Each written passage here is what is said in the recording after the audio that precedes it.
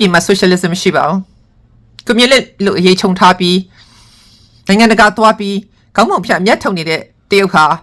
socialism ဝဲယုံနဲ့လင်ညာနေတဲ့အတွက်ဗမာပြည်သူပြည်သားတွေအကုန်လုံးကတရုတ်ကိုလွန်ယွံမုန်းပါတယ်။ဒါသူတို့ရုပ်အခြေအနေကတွန်းပို့လိုက်တဲ့နိုင်ငံရေးစန္ဒနိုင်ငံရေးစိတ်အခြေအနေပါ။ဒါဟာဝီဝါဝါစိတ်တစယောဂမဟုတ်ပဲတရုတ်ကိုမုန်းအောင်ကောင်းရောဆိုပြီးတရုတ်ကိုဖော်လန်ဖားနေတဲ့သူတွေကိုဒီနေရာကပြက်ပြက်တတ်တတ်ရှုံချလိုက်ပါတယ်။တဖန်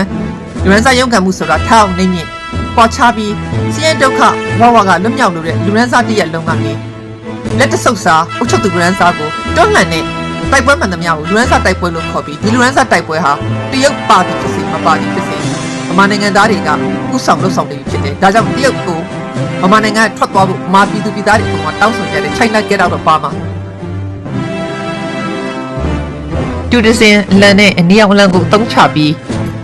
းလက်တွေမှာဖက်စစ်ကောင်နေနဲ့ဖက်စစ်ဝါဒကိုကာကွယ်ပေးနေတဲ့တရုတ်ဂရမ်မင်းဖက်စစ်တွေဖြစ်တယ်နေချက်ဝါဒမှာအရှိအနောက်မကွဲပြားပဲဖိနှိပ်ခံပြည်သူတွေကနေချက်မှန်သမျှကိုစန့်ကျင်တယ်တရုတ်ကဘာလဲတရုတ်ကဗမာနိုင်ငံပေါ်ထားတဲ့သဘောထားကဘာလဲသူပြောစရာမရှိပါဘူးတရုတ်နိုင်ငံဟာအမှန်တကယ်တော့အရင်းရှင်စနစ်အစ်စ်ကြီးပ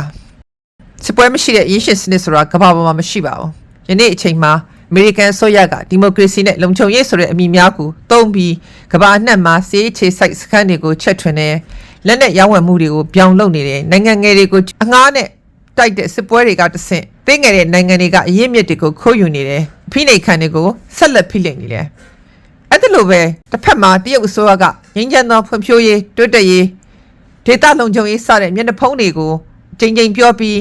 နိုင်ငံငယ်တွေပေါ်မှာအကျွေးနဲ့အပေါ်ကချီနှောင်ထားတာတွေကုန်သွယ်ရေးမညီမျှမှုတွေကိုစက်တိုက်လုပ်နေတယ်ဗမာနိုင်ငံလာအိုကမ်ဘောဒီးယားအာဖရိကမှာရှိတဲ့အာဏာရှင်ဆိုရတွေဖက်စစ်ဆိုရတွေကိုလည်းနောက်ကွယ်ရတစ်မျိုးရှေ့ကတစ်မျိုးအကြိမ်ကြိမ်ကောက်ွယ်ထောက်ပံ့နေတယ်အဲ့လိုလုပ်ခြင်းအပြင်တရုတ်နိုင်ငံဟာဗမာပြည်သူတွေရဲ့သွေးနဲ့အလုတ်ခအား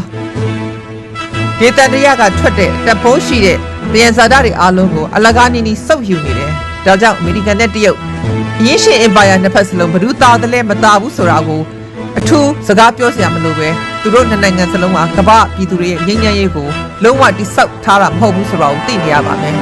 သူတို့နိုင်ငံတစ်ခုစလုံးဟာနိုင်ငံတကာမှာဖြစ်နေတဲ့တစ်ဖက်ဆောင်နေဖြစ်နေတဲ့စီးပွားနိုင်ငံရေးအခြေအနေတွေကိုစစ်ပွဲပုံစံဖြစ်တာတစ်ဖက်စလုံးကပုံစံမျိုးမျိုးနဲ့ပြောင်းလဲနေကြတယ်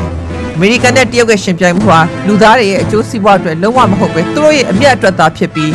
သူတို့ရဲ့ရှင်ပြိုင်မှုကြောင့်အနိုင်ရရှိမှုမရှိတဲ့စစ်ပွဲတွေရဲ့ဖိနှိပ်တဲ့ဒဏ်ကိုဗမာနိုင်ငံကစီးရင်သားများနဲ့ဖိနှိပ်ခံပြည်သူတွေကသာလည်းဆက်လက်ခံစားရမှာဖြစ်တယ်ဒီစမလာ28ရက်နေ့ကသူတို့လုပ်သွားတဲ့အတူရောင်ရွေးကောက်ပွဲကြီးကဒီနိုရင်အာနာကိုခိုင်မာအောင်လုပ်ပေးနိုင်မှာမဟုတ်ပါဘူးမင်းအောင်လိုင်းနဲ့စေအုပ်စုရဲ့အထီးကျန်မှုကိုသာ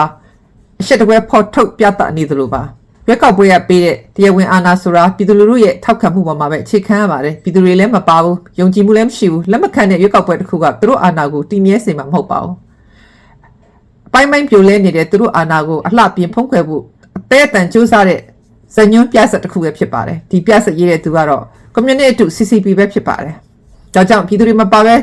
သူတို့လှုပ်လိုက်တဲ့ရွေးကောက်ပွဲကဒေတာရင်းတင်ញရေးကိုလည်းဖြစ်လာမှာမဟုတ်ပါဘူ